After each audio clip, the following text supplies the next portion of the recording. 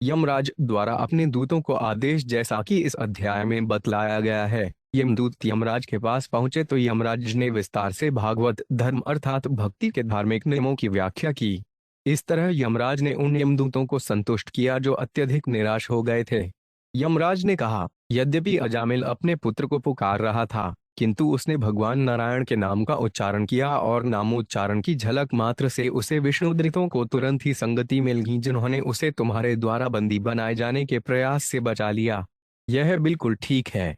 यह तथ्य है कि दृढ़ पापी व्यक्ति भी यदि भगव नाम का उच्चारण करता है तो वे भले ही पूरी तरह अपराध से रहित ना हो, दूसरा भौतिक जन्म नहीं लेता। भगवान का नामोच्चार करने से अजामिल को विष्णु के 4 दूत मिले। वे अति सुंदर थे और तुरंत ही उसे बचाने आए थे। अब यमराज उनका वर्णन करते हैं। ये सभी विष्णु दूत उन भगवान के शुद्ध भक्त होते हैं जो इस विराट जगत के सृजन, पालन तथा संहार से संबंधित परम पुरुष हैं।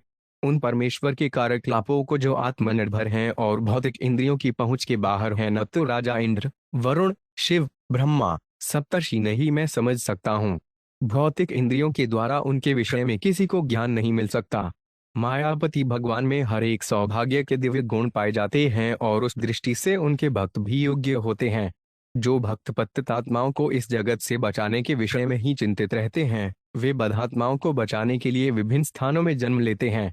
यदि कोई आध्यात्मिक जीवन में किंचित रुचि रखता है तो भगवत भक्त कई तरह से उसको रक्षा करते हैं। यमराज ने आगे कहा, सनातन धर्म का सार अतीव गुह्य है। भगवान के अतिरिक्त अन्य कोई इस गुह्य धर्म प्रणाली को मानव समाज को नहीं दे सकता। यह तो भगवान की कृपा है कि उनके शुद्ध भक्त दिव्य धर्म प्रणाली को समझ सकते हैं। इन भक्तों में विशेषतया 12 महाजन हैं, ब्रह्मा, नारद मुनि, शिव, चारों कुमार, कपिल, मनु, प्रहलाद, जनक, भीष्म, बलि, शुक देव गोस्वामी तथा मैं। जैमिनी के नेतृत्व अन्य विद्वान पंडित इत्यादि प्राय माया द्वारा प्रच्छन्न रहते हैं। इसलिए वे त्रयी कहे जाने वाले तीनों वेदों ऋग, यजुर तथा साम की अलंकारमयी भाषा के प्रति अधिक आकृष्ट होते हैं। इन तीनों वेदों के अलंकारमय शब्दों द्वारा मोहित लोग शुद्ध भक्त बनने के बजाय वैदिक कर्मकांडों में रुचि दिखलाते हैं। वे भगवान नाम कीर्तन की महिमा को नहीं समझ सकते, किंतु बुद्धिमान लोग भगवान की भक्ति ग्रहण करते हैं। जब वे निरपराध भगवज नाम का कीर्तन करते हैं तो वे मेरे आदेशों के अधीन नहीं रहते। यदि संयोगवश वे कोई पाप कर्म करते भी हैं तो वे भगवत नाम के द्वारा रक्षित होते हैं, क्योंकि इसी में उनका स्वार्थ है। भगवान के चारों अख, विशेषतया गद्दा तथा सुदर्शन चक्र, भक्तों की सदा रक्षा करते हैं। जो छल कपट से रहित होकर भगवत नाम का कीर्तन, श्रवण या स्मरण करता है, या जो भगवान की स्तुति करता है या उन्हें नमस्कार करता है, वे सिद्ध बन जाता है। जबकि भक्त विहीन विद्वान व्यक्ति भी नरक में बुलाया जा सकता है। जब यमराज भगवान तथा उनके भक्तों को महिमा का इस प्रकार वर्णन कर चुके तो शुकदेव गोस्वामी ने नाम जप की शक्ति तथा प्रायश्चित के लिए वैदिक कर्म कांड एवं पुण्य कर्म करने की व्यर्थता के विषय में आगे व्याख्या को श्री राजोवाच निशम्य देव स्वभटोप वर्णिता प्रत्याह के तानपे धर्मराज एवं ताग्यो विहतान मुरारे न्यदेश केर्यस्थ विजनोयम। एक शब्दार्थ राजा परीक्षित ने कहा, हे प्रभु, हे शुकदेव गोस्वामी, यमराज सारे जीवों के धार्मिक तथा अधार्मिक कार्यों के नियंत्रक हैं, लेकिन उनका आदेश व्यर्थ कर दिया गया है। जब उनके सेवकों अर्थात यमदूतों ने उनसे विष्णु दूतों द्वारा अपनी पराजय की जानकारी दी, जिन्होंने उन्हें अजामिल को बंदी बनाने से रोका था, तो यमराज ने क्या उत्तर दिया? तात्पर्य श्रील विश्वनाथ चक्रवर्ती ठाकुर कहते हैं कि यद्यपि यमदूतों के कथन वैदिक सिद्धांतों के द्वारा पूर्णतया अनुमोदित थे, किंतु विष्णु दूतों के कथन विजी रहे, इसको पुष्टि स्वयं यमराज ने की। यमस्य देवस्य न दंडभेडुः कुतश्चन शेषोत्पूर्व आसीत् एतन् मुन्ने वृश्चति लोक संशयन्न हितवदये इति में विनिश्चितम। 2 शब्दार्थ है महर्षि, इसके पूर्व यह कहीं भी सुनाई नहीं पड़ा कि यमराज के आदेश का उल्लंघन हुआ हो। इसलिए मैं सोचता हूँ कि लोगों को इस पर संदेह होगा, जिसका उन्मूलन अन्य कोई नहीं अपितु आप ही कर सकते हैं। चूंकि ऐसी मेरी हृदय धारणा है, इसलिए कृपा करके इन घटनाओं के कारणों की व्याख्या करें। श्री शुकवाच भगवत पुरुष राजयाम्या प्रतिहतोद्यमा पति विज्ञाप्यामासुर्यम संयम नीप्तिम। 3 शब्दार्थ श्री शुकदेव गोस्वामी ने उत्तर दिया, हे राजन, जब यमराज के दूत विष्णु दूतों द्वारा चकरा दिए गए और पराजित कर दिए गए तो वे अपने स्वामी संयमनीपुरी के नियंत्रक तथा पापी पुरुषों के स्वामी यमराज के पास इस घटना को बताने पहुंचे। यमदूता ऊचु कटि सन्ति शास्तारो जीवलोकस्य वे प्रभो त्रैविद्यं कुर्वत् कर्म फलाभिव्यक्ति हेतव। 4 शब्दार्थ यमदूतों ने कहा, हे प्रभु, इस भौतिक जगत में कितने नियंत्रक या शासक हैं? प्रकृति के 3 गुणों सत्तो रजो तथा तमोगुणों के अधीन संपन्न कर्मों के विविध फलों को प्रकट करने के लिए कितने कारण उत्तरदायी हैं? तात्पर्य। श्रील विश्वनाथ चक्रवर्ती ठाकुर कहते हैं कि वे यमदूत इतने निराश थे कि उन्होंने प्रायः क्रुद्ध होकर अपने स्वामी से पूछा कि क्या उनके अतिरिक्त और भी कई स्वामी हैं? यही नहीं, चूंकि यमदूत पराजित किए जा चुके थे और उनका स्वामी उनकी रक्षा नहीं कर सका था, अतः वे यह कहना चाह रहे थे कि उन्हें ऐसे स्वामी को सेवा करने की आवश्यकता नहीं है। यदि कोई सेवक बिना पराजित हुए अपने स्वामी के आदेशों को पूरा नहीं कर सकता तो ऐसे शक्तिहीन स्वामी की सेवा करने से क्या लाभ? यदि सेर्वै वो लोके शास्तारो दंडधारिण्य कस्य स्यात् आनवा कस्य मृत्युषामृत में वा। 5 शब्दार्थ। यदि इस ब्रह्मांड में अनेक शासक तथा न्यायकर्ता हैं जो दंड तथा पुरस्कार के विषय में मतभेद रखते हों, तो उनके विरोधी कार्य एक दूसरे को प्रभावहीन कर देंगे और न तो कोई दंडित होगा न पुरस्कृत होगा। अन्यथा यदि उनके विरोधी कार्य एक दूसरे को प्रभावहीन नहीं कर पाते तो हर एक को दंड तथा पुरस्कार दोनों ही देने होंगे। तात्पर्य। चूंकि यमदूत यमराज के आदेश को पूरा करने में असफल रहे थे, अतः उन्होंने संदेह व्यक्त किया कि यमराज में पापी को दंड देने की शक्ति है भी कि नहीं। यद्यपि वे यमराज के आदेशानुसार अजामिल को बंदी बनाने गए थे, किंतु उन्होंने किसी उच्चतर अधिकारी के आदेश के कारण अपने आप को असफल पाया। इसलिए वे इस बारे में अनिश्चित थे कि अधिकारी अनेक हैं या केवल एक। यदि कई अधिकारी हों जो विभिन्न निर्णय जो परस्पर विरोधी हों तो कोई व्यक्ति या तो गलत दंड या पुरस्कार पा सकता है या फिर वह न तो दंडित होगा न पुरस्कृत। भौतिक जगत में हमारे अनुभव के अनुसार एक न्यायालय द्वारा दंडित व्यक्ति दूसरे न्यायालय में याचिका दे सकता है। इस तरह वही व्यक्ति विभिन्न निर्णयों के अनुसार दंडित या पुरस्कृत किया जा सकता है, किंतु प्रकृति के कानून में या पूर्ण पुरुषोत्तम भगवान के न्यायालय में ऐसे परस्पर विरोधी निर्णय नहीं हो सकते। न्यायकर्ताओं तथा उनके निर्णयों को पूर्ण तथा विरोधों से मुक्त होना चाहिए। वस्तुतः अजामिल के मामले में यमराज की स्थिति अति विषम थी, क्योंकि अजामिल को बंदी बनाने में यमदूत सही थे, किंतु विष्णुदूतों ने उन्हें निष्फल कर दिया था। यद्यपि इन परिस्थितियों में यमराज पर विष्णुदूत तथा यमदूत दोनों ही दोषारोपण कर रहे थे, किंतु न्याय करने में वे पूर्ण हैं, क्योंकि उन्हें पूर्ण पुरुषोत्तम भगवान से शक्ति प्राप्त है। अतएव वे बताएंगे कि उनकी सही स्थिति क्या है और हर व्यक्ति किस तरह परम नियंता पूर्ण पुरुषोत्तम भगवान द्वारा नियंत्रित किया जाता है। किंतु शास्त्री भूतवे स्याह्नाम कर्मिणाम शास्त्रित्वमुपचारो ही यथा मंडलवर्ती नाम। 6 शब्दार्थ। यमदूतों ने आगे कहा, क्योंकि कर्मी अनेक हैं, अतएव उनके न्याय करने वाले निर्णायक या शासक भिन्न भिन्न हो सकते हैं, किंतु जिस तरह एक केंद्रीय सम्राट विभिन्न विभागीय शासकों को नियंत्रित करता है, उसी तरह सारे निर्णायकों के मार्गदर्शन हेतु एक परम नियंता होना चाहिए। तात्पर्य। सरकारी व्यवस्था में विभिन्न लोगों को न्याय दिलाने के लिए विभागीय अधिकारी हो सकते हैं, किंतु कानून तो एक होना चाहिए और उस केंद्रीय नियम को चाहिए कि हर एक को नियंत्रित करें। यमदूत इसकी कल्पना नहीं कर सके कि दो निर्णायक एक ही मामले में दो भिन्न भिन्न निर्णय दे सकते होंगे, इसलिए वे जानना चाहते थे कि केंद्रीय निर्णायक कौन है। यमदूतों को विश्वास था कि अजामिल सबसे बड़ा पापी व्यक्ति है और यमराज उसे दंड देना चाहते थे। विष्णुदूतों ने उसे क्षमा कर दिया। यही उलझन थी जिसे यमदूत यमराज से स्पष्ट करा लेना चाहते थे। अतस्त्वमेको भूतान आसेश्वराणाम धीश्वर शास्त्रात् दंडथ्रो नृणाशुभाशुभ विवेचन। 7 शब्दार्थ। परम निर्णायक तो एक होना चाहिए, अनेक नहीं। हम तो यही समझते थे कि आप परम निर्णायक हैं और आपका देवताओं पर भी अधिकार है। हमारी यह धारणा थी कि आप सारे जीवों के स्वामी हैं, जो सारे मनुष्यों के शुभ तथा अशुभ कर्मों में भेदभाव करते हैं। तस्य ते विहितो दंडो न लोके वर्ततेऽधुना चतुर्भिरद्भुते सिद्ध्यराज्ञाते विप्रलंभिता। 8 शब्दार्थ। किंतु अब हम देखते हैं कि आपके अधिकार के अंतर्गत नियत किया हुआ दंड प्रभावी नहीं है, क्योंकि 4 अद्भुत सिद्ध पुरुषों द्वारा आपके आदेश का उल्लंघन किया जा चुका है। तात्पर्य। यमदूतों की धारणा थी कि यमराज ही न्याय करने वाले एकमात्र अधिकारी हैं। उन्हें पूर्ण विश्वास था कि उनके निर्णयों का कोई प्रतिवाद नहीं कर सकता था, किंतु अब उन्हें आश्चर्य हो रहा था कि यमराज के आदेश का उल्लंघन सिद्धलोक के 4 अद्भुत व्यक्तियों द्वारा हो चुका है। नियमान्वन्तवादेशादस्माभिर्यातना गृहान व्यामोचयात् किन्वं छित्त्वा पाषाण प्रसादते।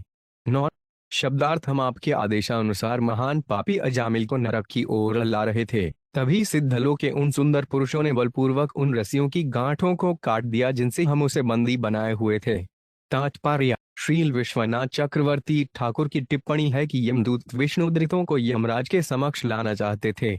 यदि यमराज उन विष्णुदूतों को दंड दे सकते तो यमदूतों को संतोष हुआ होता। तांस्ते वेदितुम इच्छामो यदिनो मयसि क्षमम् नारायणेते भिहते माभेरत्यायुर्ध्वतट्मु। 10। शब्दार्थ: ज्यों ही पापी अजामिल ने नारायण नाम का उच्चारण किया, ये चारों सुंदर व्यक्ति तुरंत वहां आगे और यह कहकर उसे पुनः आश्वस्त किया, डरो मत, मत डरो, हम आपसे उनके विषय में जानना चाहते हैं। यदि आप यह सोचते हैं कि हम उनके विषय में जान सकते हैं, तो कृपा करके बताइए कि वे कौन हैं। तात्पर्य: यमराज के दूत चारों विष्णु दूतों से पराजित होने से अत्यधिक खिन्न थे और वे उन्हें यमराज के समक्ष लाना चाहते थे तथा यदि संभव हो तो उन्हें दंड देना चाहते थे, अन्यथा वे आत्महत्या करना चाह रहे थे। किंतु इनमें से कोई रास्ता अपनाने के पूर्व वे यमराज से विष्णुदूतों के विषय में जान लेना चाहते थे, क्योंकि वे भी सर्वज्ञ हैं। श्री बद्रायण उवाचति देव सापुष्ट प्रजा संयमनो यम प्रीत स्वदूतान प्रत्याह स्मरण पदाम्बुजानुहरे। 11। शब्दार्थ: श्री सुखदेव गोस्वामी ने कहा, इस प्रकार पूछे जाने पर जीवों के परम नियंता यमराज अपने दूतों से नारायण का पवित्र नाम सुनकर उन पर परम प्रसन्न हुए। उन्होंने भगवान के चरण कमलों का स्मरण किया और उत्तर देना शुरू किया। तात्पर्य: जीवों के शुभ तथा अशुभ कर्मों के परम नियंता श्री यमराज अपने सेवकों पर अत्यधिक प्रसन्न हुए, क्योंकि उन्होंने उनके राज्य में नारायण के पवित्र नाम का उच्चारण किया था। यमराज को ऐसे लोगों से पाला पड़ता है जो निरे पापी होते हैं और नारायण को नहीं समझ पाते हैं। फलस्वरूप जब दूतों ने नारायण का नाम लिया तो यमराज अत्यधिक प्रसन्न हुए, क्योंकि वे भी एक वैष्णव हैं। यमुवाच परो मदन्यो जगतस्तस्थुषश्चोत्प्रोतपट्वचदित्र विश्वम यदंशतो 5 से स्थिति जन्मनाशा नस्योत वध्यस्थ वशे चलोक। 12। शब्दार्थ: यमराज ने कहा, मेरे प्रिय सेवको, तुम लोगों ने मुझे सर्वोच्च स्वीकार किया है, किंतु मैं वास्तव में हूं नहीं। मेरे ऊपर तथा इंद्र एवं चंद्र समेत अन्य सारे देवताओं के ऊपर एक परम स्वामी तथा नियंता हैं। उनके आंशिक स्वरूप ब्रह्मा, विष्णु तथा शिव हैं, जो ब्रह्मांड के सृष्टि पालन एवं संहार के भार को संभालते हैं। वे उन दो धागों के तुल्य हैं जो बुने हुए वस्त्र की लंबाई तथा चौड़ाई या ताने बाने का निर्माण करते हैं। संपूर्ण जगत उनके द्वारा उसी तरह नियंत्रित होता है जिस तरह एक बैल अपने नाक की रस्सी द्वारा नियंत्रित होता है। तात्पर्य: यमराज के दूतों को संदेह हुआ कि यमराज के भी ऊपर कोई शासक है, इसलिए उनका संदेह मिटाने के लिए यमराज ने तुरंत उत्तर दिया, हाँ, सबों के ऊपर एक परम नियंता है। यमराज कुछ चर जीवों के यथा मनुष्यों का कार्यभार देखते हैं, किंतु पशु जो कि चर हैं, उनके नियंत्रण में नहीं है। केवल मनुष्य को सही तथा गलत का भान है और इनमें से केवल वे ही मनुष्य जो पाप कर्म करते हैं यमराज के अधीन होते हैं। इसलिए यद्यपि ये महाराज नियंत्रक हैं, किंतु वे कुछ ही जीवों के विभागीय नियंत्रक हैं। अन्य देवता भी हैं जो अन्य कई विभागों को संभालते हैं, किंतु इन सबों के ऊपर एक परम नियंता कृष्ण है। ईश्वर परम कृष्ण सच्चिदानंद विग्रह परम नियंता तो कृष्ण है। अन्य जो ब्रह्मांड के मामलों के अपने अपने विभाग संभालते हैं, परम नियंता कृष्ण के आगे नगण्य है। भगवद गीता 7.7 में कृष्ण कहते हैं, मतः परतिरन्नान्यत् किद्विदस्ति धनज्ञ। हे धनंजय अर्जुन, कोई भी मुझसे श्रेष्ठ नहीं। अतएव यमराज ने तुरंत ही अपने सहायक यमदूतों के संदेह को इसको पुष्टि करते हुए दूर कर दिया कि अन्य सबों के ऊपर एक परम नियंता है। श्रील मध्वाचार्य व्याख्या करते हैं कि ओतम प्रोतम शब्द समस्त कारणों के कारण का द्योतक है। परमेश्वर विराट जगत के लिए ताना तथा बाना दोनों ही हैं।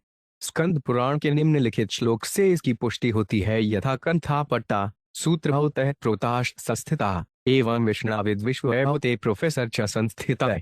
रजाई के खड़े तथा पड़े दो धागों ताना बाना के समान भगवान विष्णु इस विराट जगत में ताने बाने के रूप में स्थित हैं।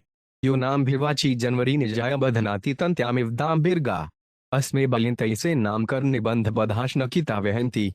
13। शब्दार्थ: जिस तरह बैलगाड़ी का चालक अपने बैलों को वश में करने के लिए उनके नथुनों से निकालकर रस्सियां नाथ बांध देता है, उसी तरह पूर्ण पुरुषोत्तम भगवान सारे व्यक्तियों को वेदों में कहे अपने वचनों रूपी रस्सियों नाथ के द्वारा बांधते हैं, जो मानव समाज के विभिन्न वर्णों के नामों तथा कार्यों ब्राह्मण क्षत्रिय वैश्य तथा शूद्र को निर्धारित करते हैं। इन वर्णों के लोग भयवश परम भगवान की पूजा अपने अपने कर्मों के अनुसार भेंटें अर्पित करते हुए करते हैं। तात्पर्य, इस भौतिक जगत में हर प्राणी, चाहे वह जो कुछ हो, बद्ध है। चाहे वह मनुष्य हो, देवता हो, पशु, वृक्ष या पौधा हो, हर वस्तु प्रकृति के नियमों द्वारा नियंत्रित होता है और इस प्राकृतिक नियंत्रण के पीछे पूर्ण पुरुषोत्तम भगवान रहते हैं।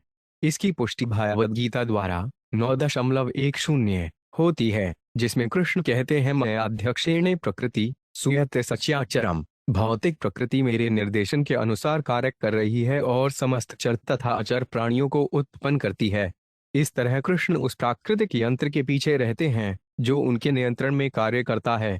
अन्य जीवों से पृथक मनुष्य शरीर के रूप में जो जीव है, वे वर्ण तथा आश्रम विभागों के रूप में वैदिक आदेशों द्वारा सुसंबद्ध रूप से नियंत्रित होता है। मनुष्य से यह अपेक्षा की जाती है कि वह वर्ण तथा आश्रम के विधि विधानों का पालन करेगा, अन्यथा वह यमराज के दंड से बचकर नहीं निकल सकता। बात यह है कि हर मनुष्य से यही आशा की जाती है कि वह परम बुद्धिमान व्यक्ति ब्राह्मण के पद तक स्वयं को ऊपर उठाए और तब उस पद के आगे निकल करके वैष्णव बने। यही जीवन सिद्धि है।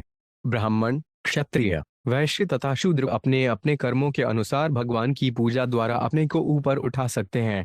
स्वे स्वे कर्मण्य भिर्तः संसिद्धि लभते नरः। वर्ण तथा आश्रम का विभाजन हरेक के द्वारा कार्यों को सही सही निष्पादन तथा शांतिपूर्ण अस्तित्व को सुनिश्चित करने के लिए आवश्यक है, किंतु हरेक को निर्देश दिया जाता है कि वह सर्वव्यापी परमेश्वर की पूजा करे। यह सर्वैर्विद्वंत तक परमेश्वर ताने बाने में ओतप्रोवम स्थित है। अतः यदि कोई अपनी शक्ति के अनुसार परमेश्वर की पूजा करते हुए वैदिक आदेशों का पालन करता है तो उसका जीवन परिपूर्ण होगा।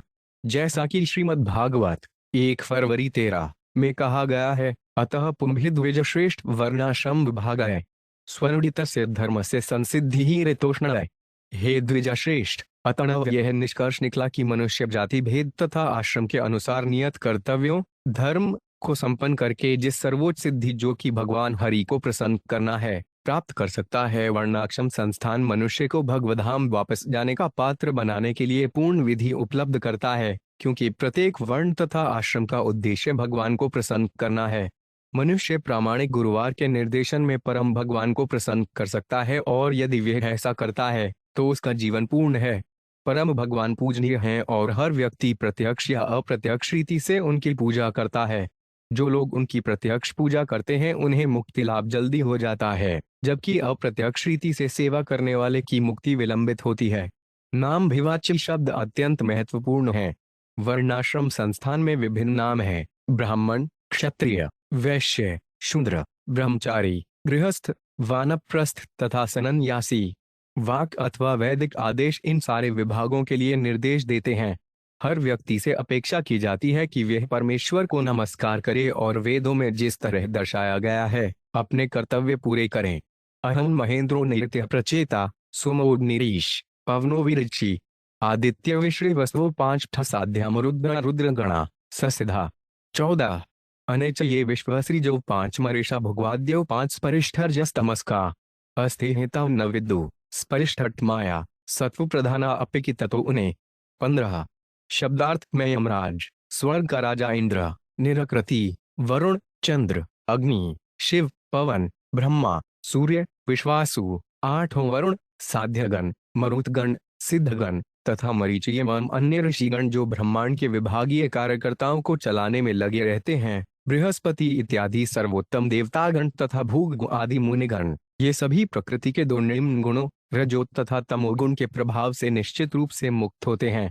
फिर भी यद्यपि हम सत्वगुणी हैं तो भी हम पूर्ण पुरुषोत्तम भगवान के कार्यों को नहीं समझ सकते।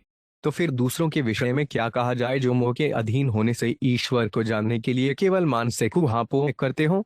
तात्पर्य, इस विराट जगत के अंतर्गत मनुष्य तथा अन्य जीव प्रकृति के 3 गुणों द्वारा नियंत्रित होते हैं। ऐसे जीव जो प्रकृति के निम्न गुणों रजों तथा तमोगुणों द्वारा नियंत्रित होते हैं उनमें ईश्वर को समझ पाने की कोई संभावना नहीं है। यहाँ तक कि जो सत्वगुणी हैं, यथा अनेक देवता तथा महान ऋषिगण जिनका वर्णन इन श्लोकों में हुआ है, वे पूर्ण पुरुषोत्तम भगवान के कार्यों को नहीं समझ सकते। जैसा कि भगवद गीता में कहा गया है, जो व्यक्ति भगवान की भक्ति को प्राप्त है वह सारे भौतिक गुणों से परे होता है। अतएव भगवान स्वयं कहते हैं कई उन्हें केवल वही भक्त समझ सकते हैं जो समस्त भौतिक गुणों से परे हैं। भक्त्या माम भी जानाति, उनके अतिरिक्त कोई नहीं समझ सकता। जैसा कि श्रीमद् भागवत 1 सितंबर 16 में भीष्मदेव ने महाराज युधिष्ठिर से कहा है, न हमस्य कार्यचिद याजन पुमान वेद विदित से तय यद विजिज्ञाया युक्ता मुहांति कवकियो 5 पे है। हे राजन, कोई भी व्यक्ति भगवान श्री कृष्ण की योजना को नहीं जान सकता। यद्यपि बड़े बड़े दार्शनिक विशद रूप से जिज्ञासा करते हैं, किंतु वे भी मोहग्रस्त हो जाते हैं। कोई भी व्यक्ति ईश्वर को शुष्क दार्शनिक ज्ञान द्वारा नहीं समझ सकता। निसंदेह मानसिक कुहापोह से मनुष्य मोहग्रस्त हो जाएगा। मुह्यंती, इसकी पुष्टि स्वयं भगवान ने दैवदीत्रा 7.3 में की है। मनऋष्याणा सहस्नव कामृद्यति सिद्ध है यताम्पि सिद्धानो कश्निन्मावेति तत्वत्। हजारों पुरुषों में से कोई एक सिद्धि के लिए प्रयत्न करता है, और सिद्धों में भी जो पहले सिद्ध हो चुके हैं उनमें से केवल वह जो भक्ति योग अपनाता है कृष्ण को समझ सकता है। यम वै नगोभिर्मन सासुभिर्वाहदा गिरावासु भूत विचक्षते आत्मान्मन्तैधि संतमात्मन अचक्षुरथैव कृत्यस्तत् परम। 16 शब्दार्थ, जिस तरह शरीर के विभिन्न अंग आंखों को नहीं देख सकते, उसी तरह सारे जीव परमेश्वर को नहीं देख सकते जो हर एक के हृदय में परमात्मा के रूप में स्थित रहते हैं। न तो इंद्रियों से, न मन से, न प्राणवायु से, न हृदय के अंदर के विचारों से, न ही शब्दों की ध्वनि से जीवात्माएं परमेश्वर की असली स्थिति को निश्चित कर सकते हैं। तात्पर्य, शरीर के विभिन्न अंगों में आंख को देख सकने की शक्ति नहीं होती, किंतु आंखें शरीर के विभिन्न भागों की गतियों का निर्देशन करती हैं। पांव इसलिए आगे बढ़ते हैं क्योंकि आंखें देखती हैं कि उनके सामने क्या है, और हाथ स्पर्श करता है क्योंकि आंखें स्पर्श करने योग्य वस्तुओं को देखती हैं। इसी तरह प्रत्येक जीवात्मा उन परमात्मा के निर्देशानुसार कार्य करता है जो हृदय के भीतर स्थित हैं। जैसा कि भगवद गीता 15.15 में स्वयं भगवान पुष्टि करते हैं, सर्वस्य चाहवद्धि सब निविष्टो मतः स्मृतिज्ञानिमत्रोन्च। मैं हर एक के हृदय में आसीन हूँ और स्मृति, ज्ञान तथा विस्मृति के लिए निर्देशन करता हूँ। भगवद गीता में अन्यत्र कहा गया है, ईश्वर सर्वभृतान हृदुदेशेर्जुन तिष्ठति। परमात्मा के रूप में परमेश्वर हृदय के भीतर स्थित रहते हैं। जीव परमात्मा की स्वीकृति के बिना कुछ भी नहीं कर सकता। परमात्मा प्रत्येक क्षण कर्म करता है, किंतु जीव अपनी इंद्रियों के संचालन द्वारा परमात्मा के रूप तथा कार्यों को नहीं समझ सकता। आंखों तथा शारीरिक अंगों का उदाहरण अति उपयुक्त है। यदि हम देख सकते तो वे आंखों की सहायता के बिना ही आगे चल सकते, किंतु यह असंभव है। यद्यपि मनुष्य परमात्मा को अपने हृदय में इंद्रिय कार्यों द्वारा नहीं देख सकता, किंतु परमात्मा का निर्देशन आवश्यक है। तस्यात्मतंत्र से हरेर्धीशितु परस्य मायाधिप्तिर्महात्मन् प्रायणदूता यवे मनोहरा श्रंति तद्रप गुण स्वभावा। 17 शब्दार्थ, पूर्ण पुरुषोत्तम भगवान आत्मनिर्भर तथा पूरी तरह स्वतंत्र हैं। वे माया समेत हर एक के स्वामी हैं। वे रूप, गुण तथा स्वभाव से युक्त हैं और इसी तरह उनके आदेश पालक अर्थात वैष्णव जो अत्यंत सुंदर होते हैं, उन्हीं जैसे ही शारीरिक स्वरूप, दिव्य गुण तथा दिव्य स्वभाव से युक्त होते हैं। वे इस जगत में पूर्ण स्वतंत्रता के साथ सदैव विचरण करते हैं। तात्पर्य, यमराज परम नियंता पूर्ण पुरुषोत्तम भगवान का वर्णन कर रहे थे, किंतु यमराज के दूत विष्णु दूतों के विषय में जानने के लिए अत्यधिक उत्सुक थे, जिन्होंने अजामिल से संबंधित मुठभेड़ में उन्हें हरा दिया था। इसलिए यमराज ने कहा कि विष्णु दूत अपने शारीरिक रूप, दिव्य गुणों तथा स्वभाव में भगवान के सहृष हैं। दूसरे शब्दों में, विष्णु दूत या वैष्णव प्राय परम भगवान जितने ही योग्य होते हैं। यमराज ने यमदूतों को सूचित किया कि विष्णुदूत भगवान विष्णु से कम शक्तिशाली नहीं है। चूंकि विष्णु यमराज से ऊपर हैं, इसलिए विष्णुदूत यमदूतों के ऊपर हैं। विष्णु दूतों द्वारा रक्षित व्यक्तियों को यमदूत छू तक नहीं सकते। भूतानि विष्णु सुरपूजितानि दुर्दर्शले जानी महाद्भुतानि रक्षन्ति तदक्तिमत परेभ्यो मतश्न मर्त्यानत सर्वतश। 98 शब्दार्थ, भगवान विष्णु के दूत जिनकी पूजा देवता भी किया करते हैं, विष्णु जैसे ही अद्भुत शारीरिक लक्षणों से युक्त होते हैं और विरले ही दिखाई देते हैं। ये विष्णु दूत भगवत भक्तों की रक्षा उनके शत्रुओं, ईर्ष्यालु व्यक्तियों और मेरे अधिकार क्षेत्र के साथ ही साथ प्राकृतिक उत्पातों से भी करते हैं। तात्पर्य, यमराज ने विष्णुदूतों के गुणों का विशेष रूप से वर्णन अपने सेवकों को आश्वस्त करने के लिए किया है, जिससे वे उनसे ईर्ष्या न करें। यमराज ने यमदूतों को आगाह किया कि विष्णु दूतों को देवताओं द्वारा आदरपूर्वक पूजा की जाती है और वे भगवत भक्तों को शत्रुओं के हाथों से, प्राकृतिक उत्पातों से तथा इस जगत में सारी संकटपूर्ण स्थितियों से बचाने के प्रति सदैव सतर्क रहते हैं। कभी कभी कृष्ण भावनामृत संघ के सदस्य विश्व युद्ध के आसन संकट से भयभीत रहते हैं और पूछते हैं कि यदि युद्ध हुआ तो उनका क्या होगा। उन्हें सभी प्रकार के संकट में विष्णुदूतों द्वारा या पूर्ण पुरुषोत्तम भगवान द्वारा अपनी सुरक्षा के प्रति आश्वस्त रहना चाहिए, जैसा कि भगवद्गीता में पुष्टि की गई है। कौन्तेय प्रतिजानी हिन में थकतः प्रणश्यति। भौतिक संकट भक्तों के लिए नहीं होता, इसकी भी पुष्टि श्रीमद् भागवत द्वारा होती है। पद पर द्यद विषदान अतेशास। इस जगत में पद पद पर संकट हैं, किंतु वे उन भक्तों के लिए नहीं होते जिन्होंने भगवान के चरण कमलों में पूरी तरह आत्मसमर्पण कर दिया है। भगवान विष्णु के शुद्ध भक्तों को भगवान के संरक्षण पर पूरी तरह आश्वस्त हो जाना चाहिए और जब तक वे इस भौतिक जगत में हैं, उन्हें चाहिए कि श्री चैतन्य महाप्रभु तथा कृष्ण के संप्रदाय अर्थात कृष्ण भावनामृत के हरे कृष्ण आंदोलन का प्रचार करके पूरी तरह भक्ति में लगे रहें। धर्म तो साक्षात भगवत प्रणीता न वह विदृशयो नापे देवा न सिद्ध मुख्या असुरा मनुष्या कुतु विद्यार्थचारण आदय। 19 शब्दार्थ असली धार्मिक सिद्धांतों का निर्माण पूर्ण पुरुषोत्तम भगवान द्वारा किया जाता है। पूर्णतया सत्वगुणी महान ऋषि तक भी, जो सर्वोच्च लोकों में स्थान पाए हुए हैं, वे भी असली धार्मिक सिद्धांतों को सुनिश्चित नहीं कर सकते। न ही देवतागण, न सिद्ध लोक के नामक ही कर सकते हैं, तो असुरों, सामान्य मनुष्यों, विद्याधियों तथा चारणों की कौन कहे। तात्पर्य: जब विष्णु दूतों ने यमदूतों को धर्म के सिद्धांतों का वर्णन करने के लिए ललकारा तो उन्होंने बतलाया वेद प्रणीहितो धर्म, धार्मिक सिद्धांत वैदिक वाङ्मय में निर्मित सिद्धांत हैं, किंतु उन्हें यह ज्ञात न था कि वैदिक वाङ्मय में कर्मकांड हैं, जो दिव्य नहीं है, अपितु भौतिक जगत में भौतिकतावादी व्यक्तियों के बीच शांति तथा व्यवस्था बनाए रखने के निमित्त हैं। असली धार्मिक सिद्धांत निर्त्रय गुणीय हैं, अर्थात तीनों गुणों से परे या अलौकिक हैं। यमदूत इन अलौकिक धार्मिक सिद्धांतों को नहीं जानते थे, अतः जब उन्हें अजामिल को बंदी बनाने से रोका गया तो उन्हें आश्चर्य हुआ। ऐसे भौतिकतावादी लोगों का जो अपनी सारी श्रद्धा वैदिक कर्मकांड में रखते हैं, वर्णन भगवद्गीता 2.42 में किया गया है, जिसमें कृष्ण कहते हैं वेदवादृतः पार्थ नान्यदस्तीति वादीन। वेदों के समर्थक तथा कथित अनुयायी कहते हैं कि वैदिक अनुष्ठानों से बढ़कर कुछ भी नहीं है। निसंदेह भारतवर्ष में लोगों का एक समुदाय ऐसा है जो वैदिक कर्मकांड का अतीव प्रेमी है, किंतु वे इन कर्मकांडों का अर्थ नहीं समझता जो मनुष्य को क्रमश कृष्ण को जानने के दिव्य पद तक ऊपर उठाने के लिए हैं। वेदाश सर्वे रहमे वेश्य। जो लोग इस सिद्धांत को नहीं जानते किंतु वैदिक कर्मकांड के प्रति श्रद्धालु बने रहते हैं, वे वेदवादृता कहलाते हैं। यहाँ पर कहा गया है कि असली धार्मिक सिद्धांत तो वे है जो पूर्ण पुरुषोत्तम भगवान द्वारा प्रदत्त होता है।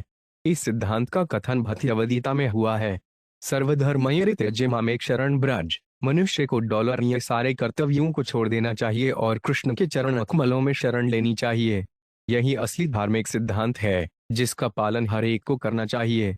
वैदिक शास्त्रों का पालन करने वाला भी हो सकता है इस अलौकिक सिद्धांत से परिचित ना हो, क्योंकि उच्चलोक के देवतागण तक इससे अवगत नहीं है। इस दिव्य धार्मिक सिद्धांत को सीधे पूर्ण पुरुषोत्तम भगवान से या उनके विशेष प्रतिनिधि से समझना होगा, जैसा कि अगले श्लोकों में बतलाया गया है।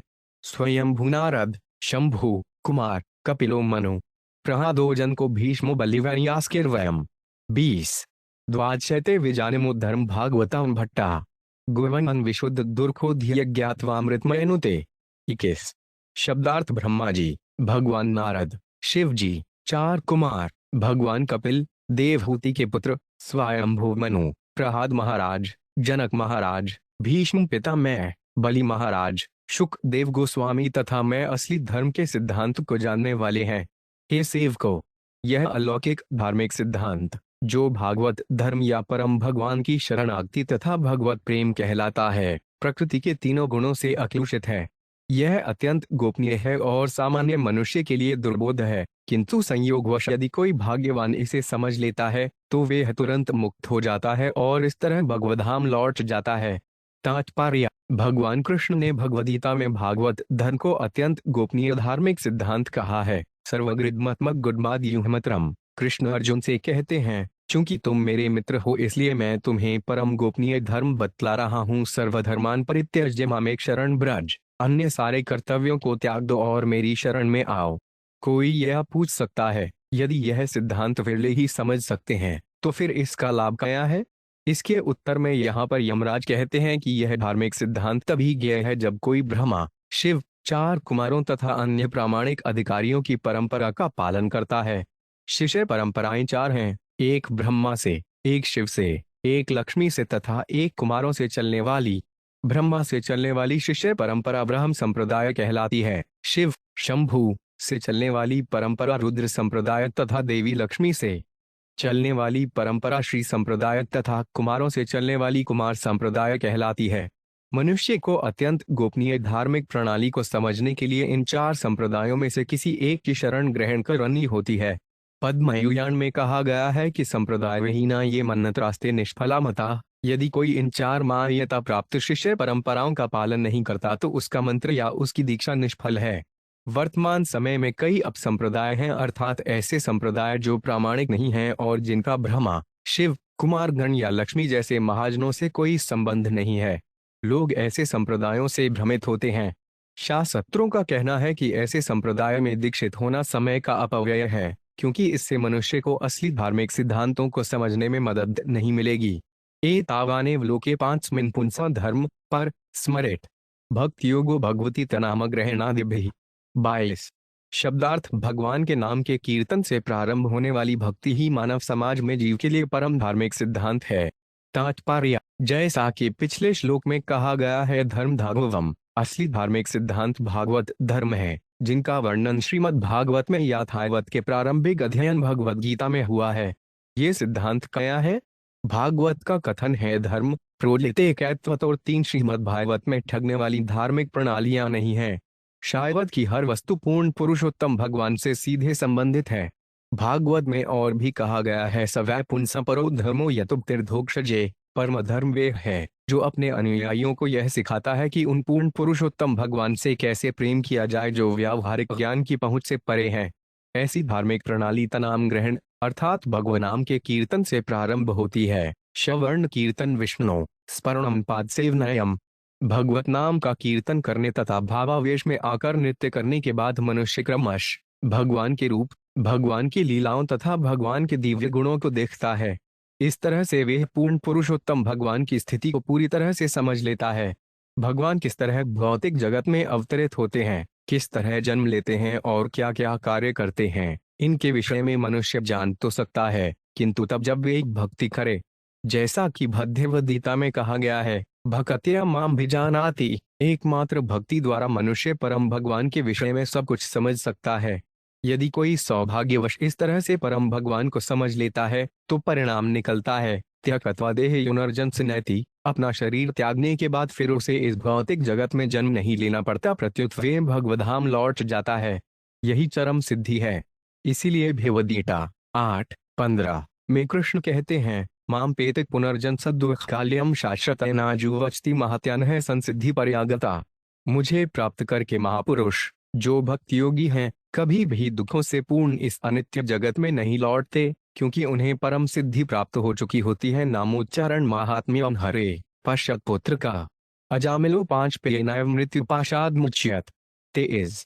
शब्दार्थ है, मेरे पुत्रवत सेवको, जरा देखो न भगवनाम का कीर्तन कितना महिमायुक्त है। परम पापी अजामिल ने यह न जानते हुए कि वे भगवान के पवित्र नाम का उच्चारण कर रहा है, केवल अपने पुत्र को पुकारने के लिए नारायण नाम का उच्चारण किया।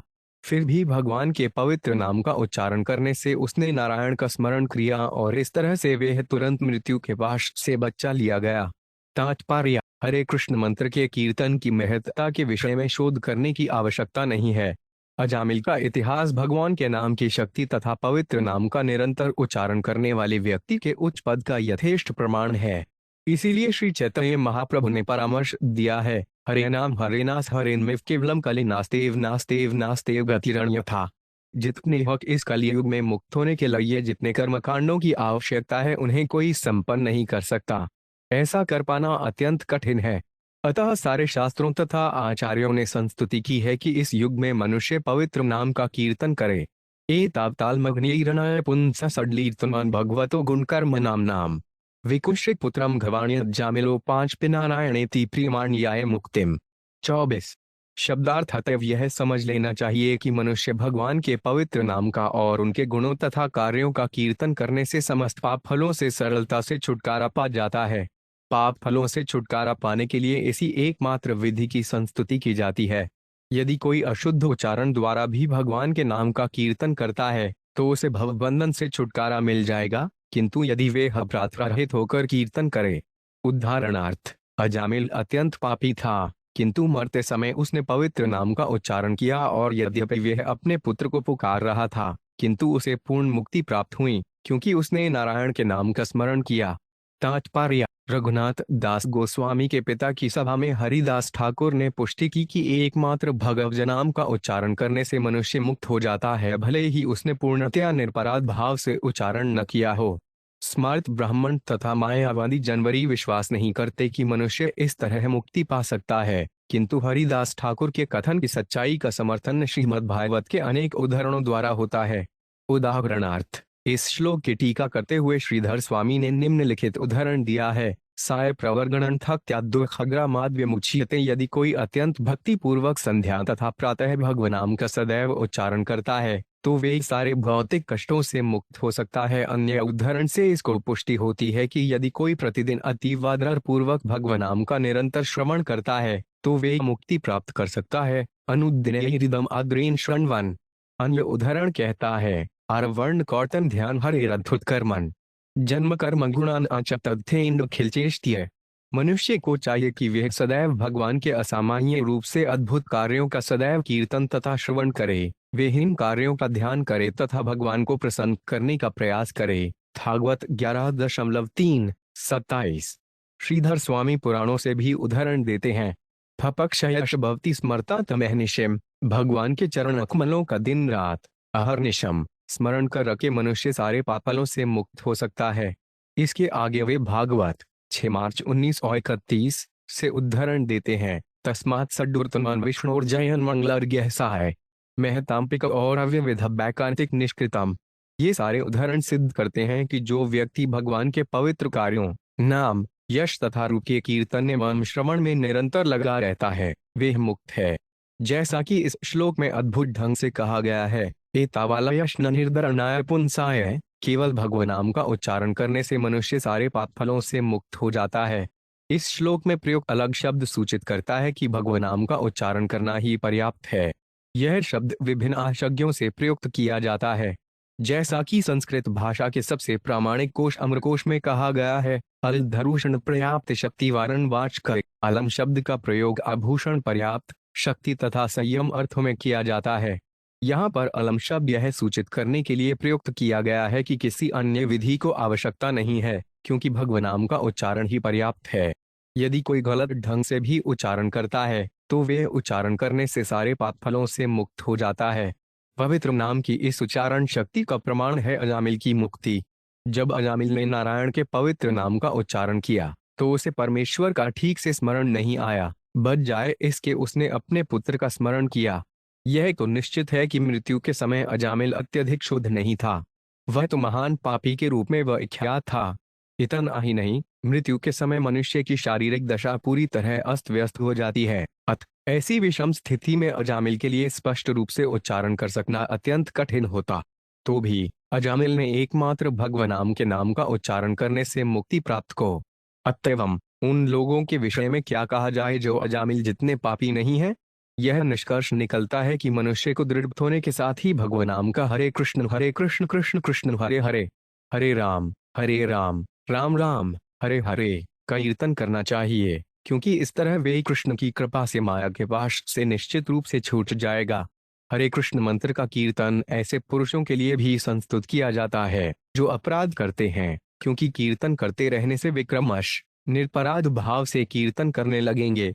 निरपराध भाव से हरे कृष्ण मंत्र का कीर्तन करने से मनुष्य कृष्ण के प्रति अपने प्रेम को बढ़ाता है। जैसा कि श्री चैतन्य महाप्रभु ने कहा है, प्रेमापुरर्थों महान मनुष्य की मुख्य गंतव्य पूर्ण पुरुषोत्तम भगवान के प्रति अपना लगाव तथा उनके प्रति अपने प्रेम को बढ़ाने की होनी चाहिए। इस संबंध में श्री विश्वनाथ चक्रवर्ती ठाकुर श्रीमद् भागवत के निम्नलिखित श्लोक को 11.19-24 उद्धृत करते हैं। एवं धर्ममर्नुषाण उधावात्मनिवेदिनां मयि स ज्ञायते भक्ति। को यो 5 से आवश्यकते। हे उद्धव, मानव समाज के लिए परम धार्मिक प्रणाली वे है जिससे मनुष्य मेरे प्रति अपने सुख प्रेम को जागृत कर सके। इस श्लोक को टीका करते हुए श्री विश्वनाथ चक्रवर्ती ठाकुर भक्ति शब्द का वर्णन प्रेम एकोक्त से करते हैं। कह अन्य अर्थ अस्य भक्ति के समक्ष मुक्ति को क्या आवश्यकता है। श्री विश्वनाथ चक्रवर्ती ठाकुर पद्म पुराण का निम्नलिखित श्लोक भी उद्धृत करते हैं। नामाप्यधयुक्ताना नामाने हरण्यघय विश्वान्ति प्रयुक्तानि तान ये वार्थक्राणि च। यदि कोई शुरू में अपराध पूर्वक भी हरे कृष्ण मंत्र का कीर्तन करता है तो वह बारंबार कीर्तन करने से ऐसे पापों से मुक्त हो जाएगा। पापक्षयश्च भवति स्मरता तमहनिशम। यदि कोई श्री चैतन्य महाप्रभु की संस्तुति का पालन करते हुए दिन रात कीर्तन करता है तो वे सारे पाप फलों से मुक्त हो जाता है। निम्नलिखित श्लोक को उद्धृत करने वाले श्री चैतन्य महाप्रभु ही थे। हरे नाम हरे नास हरेन्मेव केवलम। कली नास्तेव नास्तेव नास्तेव गतिरण्यथा। कलह तथा पाखंड के इस युग में उद्धार का एकमात्र साधन भगवान नाम का कीर्तन है। इसके अतिरिक्त कोई अन्य उपाय नहीं, कोई अन्य उपाय नहीं, कोई अन्य उपाय नहीं। यदि कृष्ण भावनामृत आंदोलन के सदस्य श्री चैतन्य महाप्रभु की इस संस्तुति का दृढ़ता से पालन करें तो उनकी स्थिति सदैव सुरक्षित रहे। प्रायण वेद तदिद्वन महाजनो 5 देव्या विमोहित मतिर्बत मायालम त्रया जडीकृत मतिर्मधु पुष्पिताया वेताने के महति कर्मणि युज्यमान। 25 शब्दार्थ पूर्ण पुरुषोत्तम भगवान की माया द्वारा मोहग्रस्त होने के कारण याज्ञवल्क्य, जयमिनी तथा अन्य शास्त्र प्रणेता भी 12 महाजनों की गुह्य धार्मिक प्रणाली को नहीं जान सकते। वे भक्ति करने या हरे कृष्ण मंत्र का कीर्तन करने के दिव्य महत्व को नहीं समझ सकते, क्योंकि उनके मन वेदों, विशेषतया यजुर्वेद, सामवेद तथा ऋग्वेद में उल्लिखित कर्मकांडों के प्रति आकृष्ट रहते हैं, इसलिए उनकी बुद्धि जड़ हो गई है। इस तरह वे उन कर्मकांडों के लिए सामग्री एकत्र करने में व्यस्त रहते हैं जो केवल नश्वर लाभ देने वाले हैं, यथा भौतिक सुख के लिए स्वर्गलोक जाना। वे संकीर्तन आंदोलन के प्रति आकृष्ट नहीं होते बल्कि वे धर्म, अर्थ, काम तथा मोक्ष में रुचि लेते हैं। तात्पर्य, चूंकि मनुष्य भगवान के कीर्तन द्वारा सरलता से सर्वोच्च सफलता प्राप्त कर सकता है, इसलिए कोई प्रश्न कर सकता है कि क्यों इतने वैदिक कर्मकांड हैं और लोग उनके प्रति आकृष्ट क्यों हैं। यह श्लोक इस प्रश्न का उत्तर देता है। जैसा कि भगवद गीता 15.15 में कहा गया है, वेदश सवैरह में वेद, वेदों के अध्ययन का असली उद्देश्य भगवान कृष्ण के चरण कमलों तक पहुंचना है। दुर्भाग्यवश मूर्ख लोग वैदिक यज्ञों की भव्यता से मोहग्रस्त होकर धूमधाम से यज्ञों को संपन्न करना चाहते हैं। वे वैदिक मंत्रों का उच्चारण होते तथा ऐसे उत्सवों में विपुल धनराशि व्यय होते देखना चाहते हैं। कभी कभी ऐसे मूर्ख लोगों को प्रसन्न करने के लिए हमें वैदिक कर्मकांड करने पड़ते हैं। हाल ही में जब हमने वृंदावन में एक विशाल कृष्ण बलराम मंदिर की स्थापना की तो हमें ब्राह्मणों द्वारा वैदिक अनुष्ठान कराने के लिए बाध्य होना पड़ा। कईयों की वृंदावन के निवासी, विशेषतया स्मार्ट ब्राह्मण यूरोपियनों तथा अमेरिकनों को प्रामाणिक ब्राह्मण स्वीकार करने को तैयार नहीं थे। अतः हमें खर्चीला यज्ञ संपन्न करने के लिए एक ब्राह्मण लगाना पड़ा। इन यज्ञों के बावजूद हमारे संघ के सदस्यों ने मृदंग के साथ जोर जोर से षड्भर्तन किया। मैंने स्तन को वैदिक कर्मकांडों से अधिक महत्वपूर्ण माना है। कर्मकांड और संकीर्तन साथ साथ चल रहे थे। कर्मकांड उत्सव उन व्यक्तियों के लिए थे जो स्वर्गलोक जाने के लिए वैदिक अनुष्ठानों में रुचि रखते थे। जडीकृत मर्तिर्मधु पुष्पितायाम, जबकि षड्भर्तन उन शुद्ध भक्तों के लिए था जो पूर्ण पुरुषोत्तम भगवान को प्रसन्न करने में रुचि रखते थे।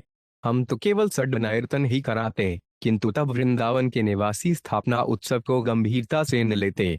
जैसा कि यहाँ पर बताया गया है, वैदिक कर्मकांड तो उन लोगों के लिए हैं जिनकी बुद्धि वेदों की अलंकारमयी भाषा से मंद बन चुकी है, जो उच्चलोक को ले जाने वाले सकाम कर्मों का वर्णन करते हैं। विशेषतया इस कलयुग में अकेला षड्भर्तन पर्याप्त है। यदि विश्व के विभिन्न भागों में हमारे मंदिरों के सदस्य अर्चा विग्रह के समक्ष, विशेषतया श्री चैतन्य महाप्रभु के समक्ष केवल षड्भर्तन करते रहें तो वे पूर्ण बने रहेंगे। अन्य किसी कृत्य की आवश्यकता नहीं है। फिर भी अपनी आदतों को तथा मन को स्वच्छ रखने के लिए अर्चा विग्रह पूजा तथा अन्य विधि विधानों की आवश्यकता पड़ती है। श्रील जीव गोस्वामी कहते हैं कि यद्यपि जीवन की पूर्णता के लिए षड्भर्तन पर्याप्त है, किंतु अर्चना अर्थात मंदिर में अर्चा विग्रह पूजा को करते रहना चाहिए, जिससे भक्तगण स्वच्छ तथा शुद्ध रहें। इसलिए श्रील भक्ति सिद्धांत सरस्वती ठाकुर ने दोनों ही विधियों को एक साथ संपन्न किए जाने की संस्तुति की है। हम अर्चा विग्रह पूजा तथा सड तन को समानांतर चलाने के सिद्धांत का कठोरता से पालन करते हैं। इसे हमें करते रहना चाहिए। एवं विमृश्य सुधियो भगवत्यनन्ते सर्वात्मना विदन्ते खलु भावयोगम ते में न दंडम रहन्त्यत यद्यमीशा स्यात् पातकं तद्भिहन्त्युरुगायुवाद।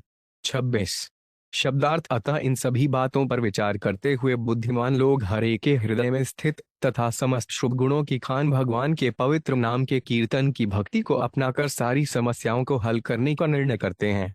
ऐसे लोग दंड देने के मेरे अधिकार क्षेत्र में नहीं आते। सामान्यतः वे कभी कोई पाप कर्म नहीं करते, किंतु यदि वे भूलवश या मोहवश कभी कोई पाप कर्म करते भी हैं तो वे पाप फलों से बचा लिए जाते हैं, क्योंकि वे सदैव हरे कृष्ण मंत्र का कीर्तन करते हैं।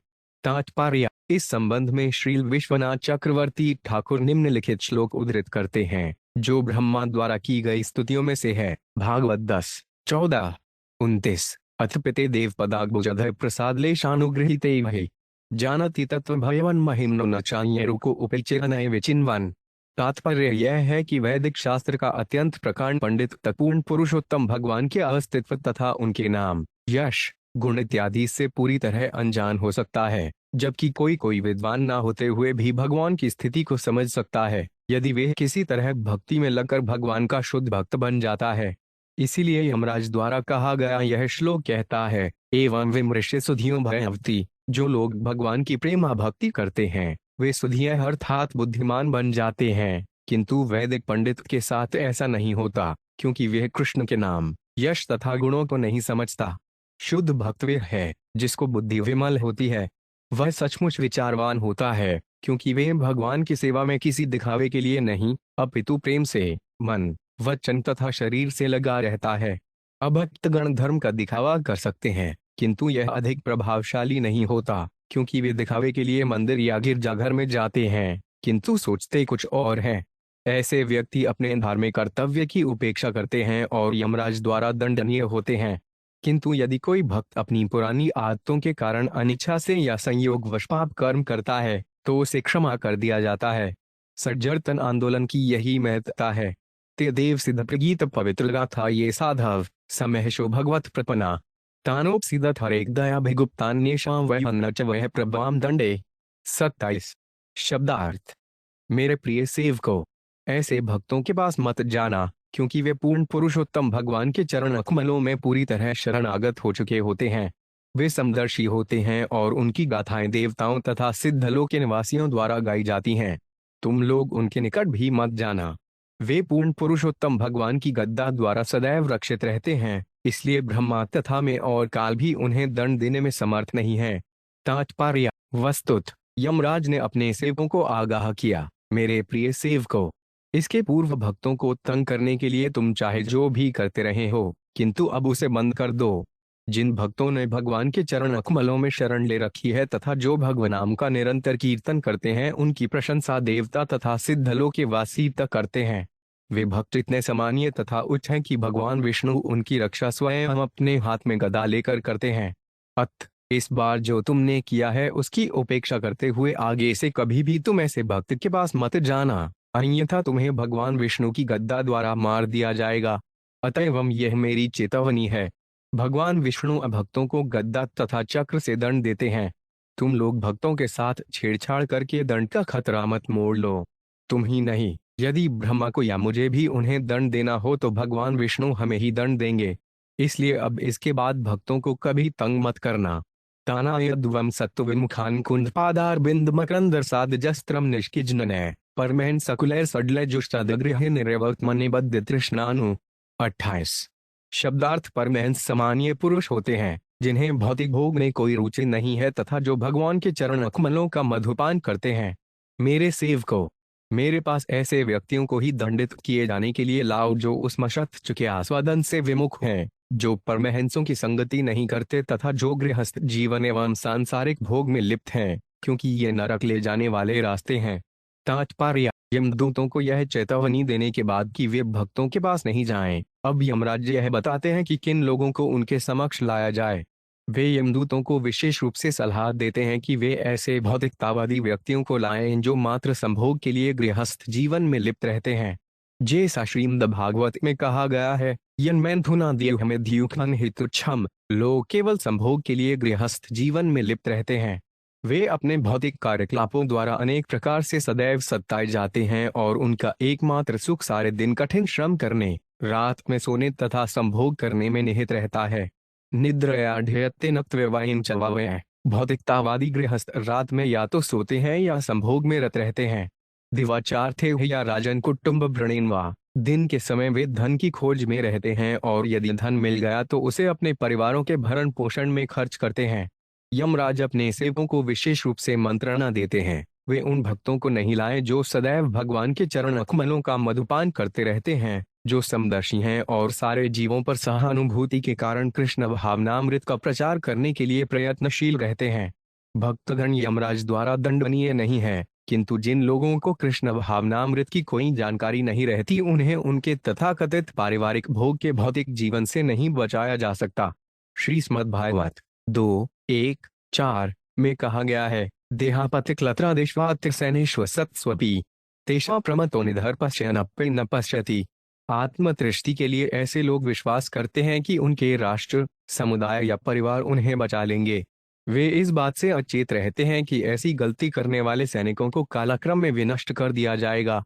निष्कर्षतः मनुष्य को चाहिए कि ऐसे लोगों की संगति करे जो 24 घंटे भक्ति में लगे रहते हैं। जीना न वक्ति भगवद गुण नाम धे अंचेतश्न न स्मर्तित चरण अरविंदम। कृष्णाय नो नमति यक्षिर एक दापिताना यद्वम सत्तो 5 कृत विष्णु कृत्यानु। 29 शब्दार्थ है, मेरे प्यारे सेवको, तुम लोग केवल उन्हीं पापी पुरुषों को मेरे पास लाना जिनकी जीभ कृष्ण के नाम तथा गुणों का कीर्तन नहीं करती, जिनके हृदय कृष्ण के चरण कमलों का एक बार भी स्मरण नहीं करते तथा जिनके सिर एक बार भी कृष्ण के समक्ष नहीं झुकते। मेरे पास उन लोगों को भेजना जो विष्णु के प्रति अपने उन कर्तव्यों को पूरा नहीं करते जो मानव जीवन के एकमात्र कर्तव्य हैं। ऐसे सभी मूर्खों तथा धूर्तों को मेरे पास लाना। तात्पर्य, इस श्लोक में विष्णु कृत्यान शब्द अत्यंत महत्वपूर्ण है, क्योंकि मनुष्य जीवन का उद्देश्य भगवान विष्णु को प्रसन्न करना है। वर्णाश्रम धर्म भी इसी प्रयोजन के लिए है। जैसा कि विष्णु पुराण 3:8-9 में कहा गया है, वर्णाश्रणाचार अवता पुरुषेन पर पुसान विष्पुराराध्यते पंथानान यत्ततोष कारण है। मानव समाज इसलिए है कि वे कठोरता पूर्वक उस वर्णाश्रम धर्म का पालन करे जो समाज को 4 सामाजिक विभागों, ब्राह्मण, क्षत्रिय, वैश्य तथा शूद्र, और 4 आध्यात्मिक विभागों, ब्रह्मचर्य, गृहस्थ, वानप्रस्थ तथा संन्यास में विभक्त करता है।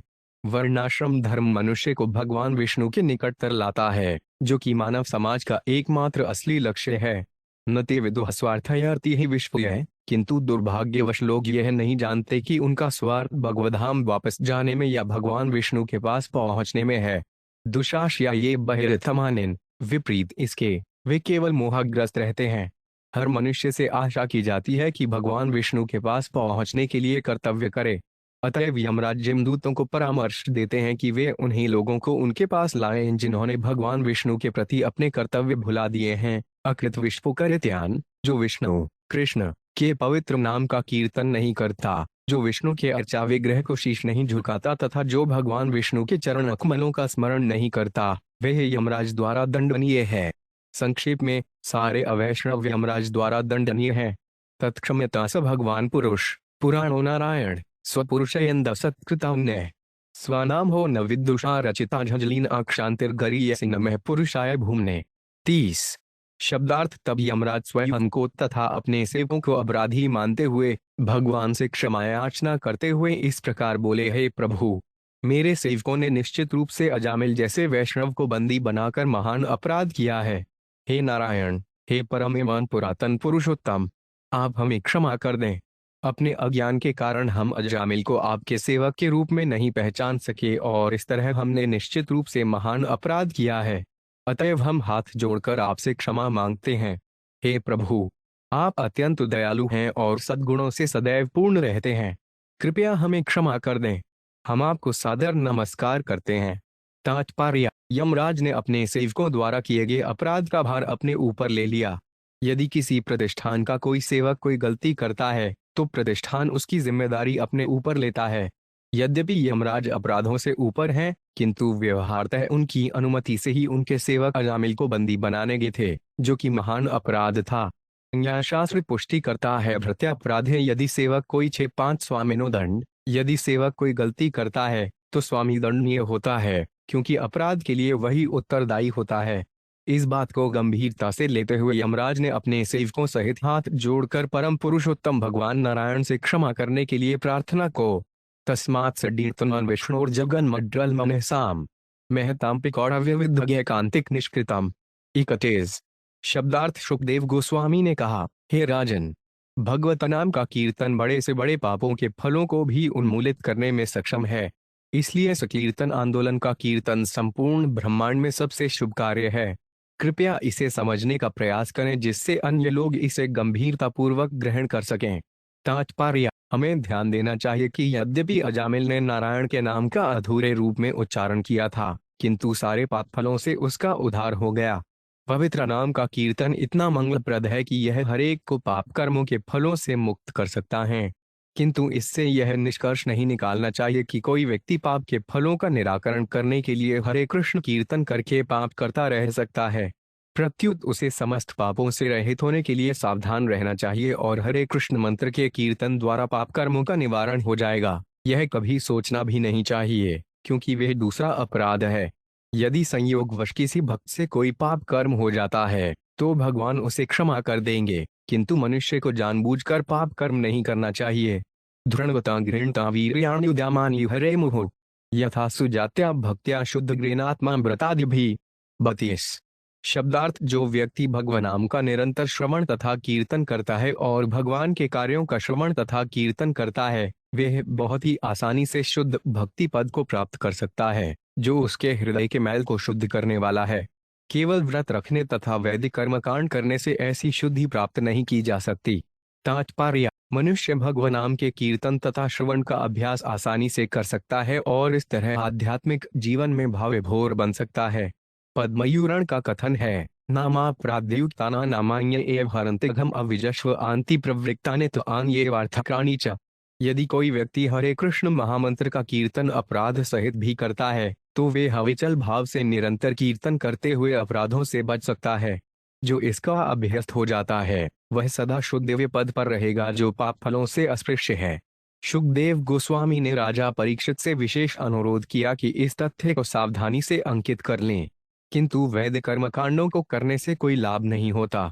ऐसे कार्य करने से मनुष्य उच्चतर लोकों को जा सकता है, किंतु जैसा कि भगवद्गीता 9.21 में कहा गया है, क्षीणे पुणे मत्यलोक विशंति, जब स्वर्गलोक में मनुष्य के भोग की अवधि समाप्त हो जाती है क्योंकि उसके पुण्य कर्म सीमित होते हैं, तो उसे पृथ्वी पर लौटना होता है। इस तरह ब्रह्मांड में ऊपर नीचे भ्रमण करते रहने का प्रयास करने से कोई लाभ नहीं है। इससे अच्छा तो भगवत नाम का कीर्तन करना है, जिससे वे पूर्णतया शुद्ध हो सके और भगवधाम लौटने का पात्र बन सके। यही जीवन का उद्देश्य है और यही जीवन की सिद्धि है। कृष्णाय दामधुलिन पुनः विसुष्ट माया गुणेशु रमते वजनाभेशु अन्यस्तु का महत आत्मरज प्रमायमी हेत कर्म यते व्रज पुनः स्यात्। 33। शब्दार्थ, जो भक्तगण भगवान कृष्ण के चरण कमलों के मस्तकों जो भक्तगण सदैव चाटते रहते हैं, वे उन भौतिक कर्मों की तनिक भी चिंता नहीं करते जो प्रकृति के 3 गुणों के अधीन संपन्न किए जाते हैं और जो केवल दुखदायी होते हैं। दरअसल भौतिक कर्मों में वापस आने के लिए भक्तगण कभी भी कृष्ण के चरण कमलों को नहीं छोड़ते, किंतु अन्य लोग जो भगवान के चरण कमलों की सेवा की उपेक्षा करने तथा कामेच्छाओं से विमोहित होने से वैदिक कर्मकांडों में लिप्त रहते हैं, कभी कभी प्रायश्चित के कर्म करते हैं, फिर भी अपूर्ण रूप से शुद्ध होने से वे पुनः पुनः पाप कर्मों में लौट आते हैं। तात्पर्य, भक्त का कर्तव्य है कि हरे कृष्ण मंत्र का कीर्तन करे। वह कभी अपराध सहित और कभी अपराध रहित होकर कीर्तन कर सकता है, किंतु यदि वह इस विधि को गंभीरता के साथ अपनाता है तो उसे वह सिद्धि प्राप्त होगी जो प्रायश्चित के वैदिक कर्मकांडों द्वारा प्राप्त नहीं की जा सकती। जो लोग वैदिक कर्मकांड के प्रति आसक्त हैं किंतु भक्ति में विश्वास नहीं करते, जो प्रायश्चित का परामर्श देते हैं किंतु भगवान नाम के कीर्तन की प्रशंसा नहीं करते, वे सर्वोच्च सिद्धि प्राप्त करने से वंचित रहते हैं। इसलिए भक्तगण भौतिक भोग से पूर्णतया विरक्त रहकर कभी भी वैदिक कर्मकांड के पक्ष में कृष्ण भावनामृत का परित्याग नहीं करते। जो लोग काम वासनाओं के कारण वैदिक कर्मकांड के प्रति आसक्त रहते हैं उन्हें बारंबार भौतिक जगत के कष्ट उठाने पड़ते हैं। महाराज परीक्षित ने उनके कर्मों की तुलना कृष्णर्षभ अर्थात हाथी के स्नान करने से को है। इथं स्वभार्तृग्दितां भगवन् महित्वान् संस्मृत्य विस्मित धियोयं ईडुरास्ते नैवाच्युताशयजन्मान् प्रतिषड्रुमानद्रष्टं च बिभति ततः प्रभृति सम्राजन्। 34। शब्दार्थ अपने स्वामी के मुख से भगवान की अद्वितीय महिमा तथा उनके नाम, यश तथा गुणों के विषय में सुनकर यमदूत आश्चर्यचकित रह गए। तब से जैसे ही वे किसी भक्त को देखते हैं तो वे उससे डरते हैं और उसकी ओर फिर से देखने का साहस नहीं करते। तात्पर्य: इस घटना के बाद से यमदूतों ने भक्तों के पास जाने की विपत्तिजनक आदत त्याग दी है। यमदूतों के लिए भक्त विपत्तिजनक होता है। इतिहास में गुहा भगवान कुंभ संभव है कथयामास मल्लयासीनो हरिमर्चयन। 35। शब्दार्थ: जब कुंभ के पुत्र अगस्त्य मुनि मल्लय पर्वत पर निवास कर रहे थे और पूर्ण पुरुषोत्तम भगवान की पूजा कर रहे थे तो मैं उनके पास गया और उन्होंने मुझे यह गुहा इतिहास बतलावा। इस प्रकार श्रीमद् भागवत के छठे स्कंद के अंतर्गत यमराज द्वारा अपने दूतों को शिक्षा नामक तृतीय अध्याय के भक्ति वेदांत तात्पर्य पूर्ण हुए।